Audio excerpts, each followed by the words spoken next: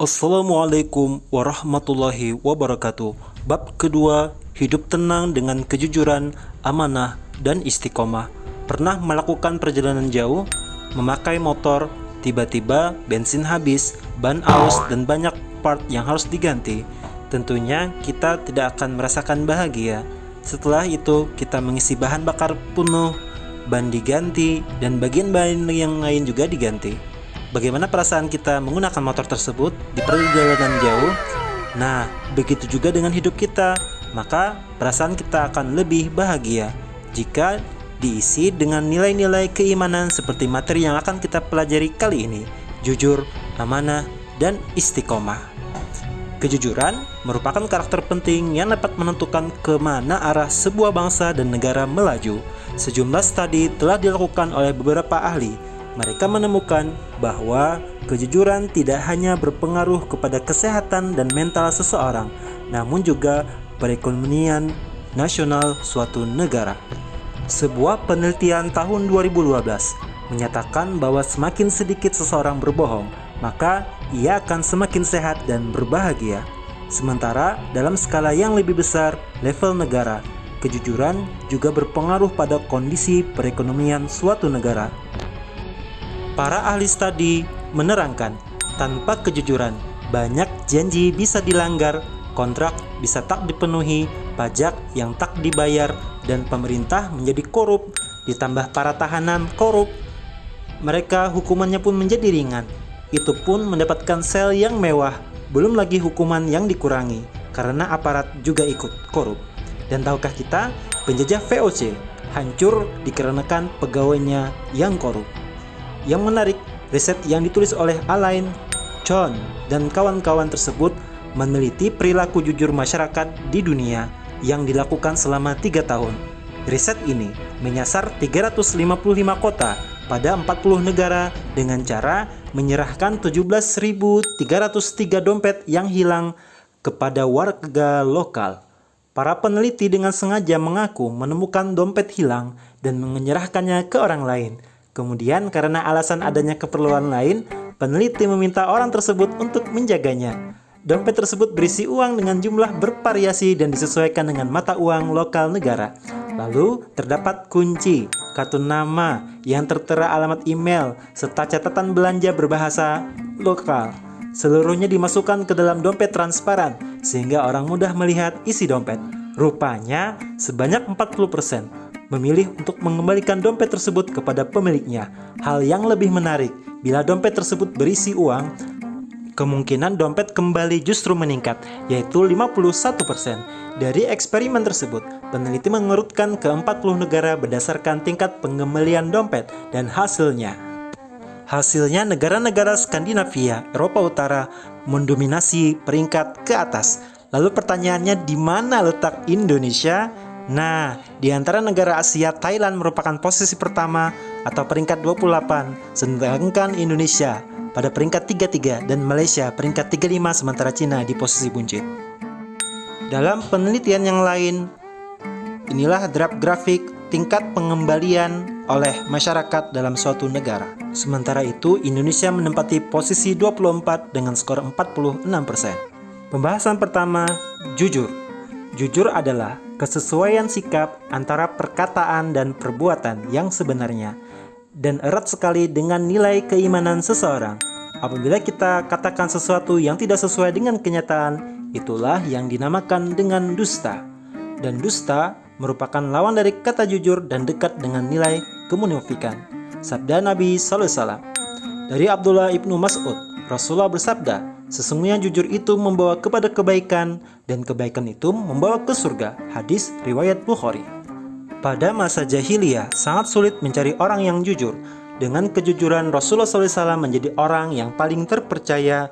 Beliau bahkan mendapatkan gelar Al-Amin, atau orang yang dapat dipercaya dari bangsa Quraisy. Kejujuran berbuah kepercayaan. Sebaliknya, dusta menjadikan orang lain tidak percaya. Jujur membuat hati kita tenang, sedangkan berbohong membuat hati menjadi was-was. Akan tetapi, kadangkala ada orang yang tidak suka dengan kejujuran. Hal ini dapat terjadi kalau orang itu akan terganggu oleh kejujuran kita. Meskipun demikian, jangan takut dan risau karena lebih banyak pihak yang mendukung kejujuran. Contoh perilaku jujur di rumah, di sekolah, dan lingkungan masyarakat sebagai berikut. Allah Subhanahu wa Ta'ala berfirman, Quran Surah Al-Baqarah ayat 42 yang berbunyi, وَلَا تَلْبِسُوا الْحَقَّ بِالْبَاطِلِ وَتَكْتُمُوا الْحَقَّ وَأَنْتُمْ تَعْلَمُونَ. Dan janganlah kamu campur adukan kebenaran dengan kebatilan, dan janganlah kamu sembunyikan kebenaran, sedangkan kamu mengetahuinya. Hikmah atau manfaat bersikap jujur.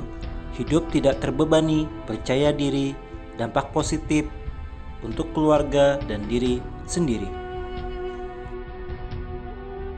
Yang kedua, amanah. Amanah artinya terpercaya, dapat dipercaya. Amanah juga berarti pesan yang dititipkan dapat disampaikan kepada orang yang berhak. Amanah yang wajib ditunaikan oleh setiap orang adalah hak-hak Allah Subhanahu wa Ta'ala, seperti menjaga sholat, berzakat, berpuasa, berbuat baik kepada sesama, dan yang lainnya. Amanah ibarat cermin. Sekali tidak amanah, cermin pun pecah, dan mau dikembalikan atau dilem tidak akan kembali seperti semula. Untuk berlatih tidaklah sulit. Mulailah dari menjaga amanah yang kecil-kecil, seperti bertanggung jawab menjaga piket kebersihan. Kalian belajar dan sekolah dengan sungguh-sungguh, itu juga bagian dari menjaga amanah. Melaksanakan ibadah sholat juga bagian dari menjaga amanah dari Allah Subhanahu wa Ta'ala. Ternyata tanpa disadari kita sudah berlatih menjaga amanah sejak dini. Siapa tahu kelak di antara kita ada yang mendapatkan amanah untuk menjadi seorang pemimpin. Jika kita berlatih mulai dari sekarang, maka saat menjadi pemimpin tentu tidak sulit untuk menjaga amanah. Rasulullah SAW bersabda, dari Ibnu Umar radhiyallahu anhu, Rasulullah SAW bersabda, setiap kalian adalah pemimpin dan akan diminta pertanggungjawaban atas kepemimpinannya. Seorang kepala negara adalah pemimpin dan akan diminta pertanggungjawaban perihal rakyat yang dipimpinnya. Hadis riwayat Bukhari dan Muslim. Amanah ada 4 macam. Yang pertama, amanah kepada Allah. Yang kedua, amanah kepada sesama manusia. Yang ketiga, amanah terhadap diri sendiri. Dan yang keempat, amanah kepada lingkungan. Allah berfirman di Quran Surah Al-Anfal ayat ke-27 yang berbunyi, Ya ayyuhalladzina amanu la takhunullaha war-rasula wa takhunu amanatikum wa antum ta'lamun. Wahai orang-orang yang beriman, janganlah kalian mengkhianati Allah dan Rasul Muhammad, dan juga janganlah kalian mengkhianati amanah-amanah yang dipercayakan kepadamu sedang kamu mengetahui. Al-Anfal ayat 27. Hikmah perilaku amanah. Orang yang berbuat baik kepada orang lain, sesungguhnya ia telah berbuat baik kepada dirinya sendiri. Begitu juga dengan sikap amanah memiliki dampak positif bagi diri sendiri. Di antaranya, yang pertama, dipercaya orang lain. Ini merupakan modal yang sangat berharga dalam menjalin hubungan atau berinteraksi dengan sesama manusia. Yang kedua, mendapatkan simpati atau respek dari semua pihak, baik lawan maupun kawan. Yang ketiga, hidupnya akan sukses dan dimudahkan oleh Allah Subhanahu wa Ta'ala. Perilaku amanah dalam kehidupan sehari-hari dapat diwujudkan. Yang pertama, menjaga titipan dan mengembalikannya seperti keadaan semula. Yang kedua, menjaga rahasia. Apabila kita dipercaya untuk menjaga rahasia, baik yang pribadi, keluarga, organisasi, dan yang lainnya. Yang ketiga, tidak menyalahgunakan jabatan. Yang keempat, memelihara semua nikmat yang telah diberikan oleh Allah berupa umur, kesehatan, iman dalam menjalankan perintah Allah dan menjauhi larangannya. Yang ketiga, istiqomah.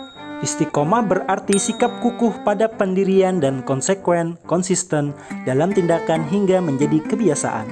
Dalam makna yang luas, istiqomah adalah sikap teguh dalam melakukan suatu kebaikan, membela dan mempertahankan keimanan dan keislaman walaupun menghadapi berbagai tantangan dan godaan.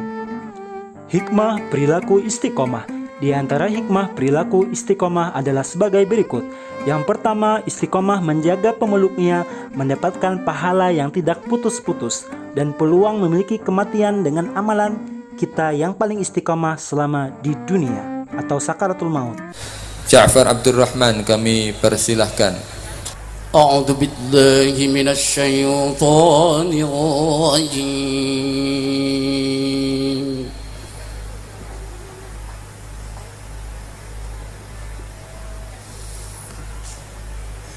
Istiqomah juga menjaga dari perilaku ingin dipuji karena ria. Buat apa ria kalau ia lakukan setiap saat layaknya kita bernapas. Yang ketiga, istiqomah juga menjaga pelakunya terjaga dari maksiat sebagaimana zaman sahabat Nabi dulu. Ketika ingin maksiat, ingat mau salat zuhur ketemu Nabi. Ketika ingin maksiat, ingat salat asar sehingga tidak jadi bermaksiat. Berikut dalil tentang istiqomah. Innalladzina qalu rabbuna Allah summa istaqamu fala khaufun alaihim wala hum yazanun. Al-Ahqaf ayat ke-13. Ayat di atas menjelaskan sikap orang-orang istiqomah, yaitu menepati dan mengikuti garis-garis yang telah ditentukan oleh agama, menjalankan semua perintah Allah dan meninggalkan semua larangannya. Orang yang semacam itu tidak perlu khawatir terhadap diri mereka di hari kiamat, karena Allah menjamin keselamatan mereka. Perilaku istiqomah dalam kehidupan sehari-hari. Yang pertama, selalu menjalankan perintah Allah dan menjauhi larangannya dalam keadaan apapun dan dimanapun. Yang kedua, melaksanakan sholat tepat pada waktunya. Yang ketiga, meski pandemi, tetap berusaha mengikuti pembelajaran baik secara online maupun tatap muka hingga paham. Yang keempat, selalu menaati peraturan baik yang ada di rumah maupun di sekolah dan masyarakat. Yang kelima, selalu menjalankan kewajibannya dengan rasa senang dan nyaman dan tidak merasa dipaksa dan dipenuhi dengan tanggung jawab. Kesimpulan pelajaran kita sebagai berikut.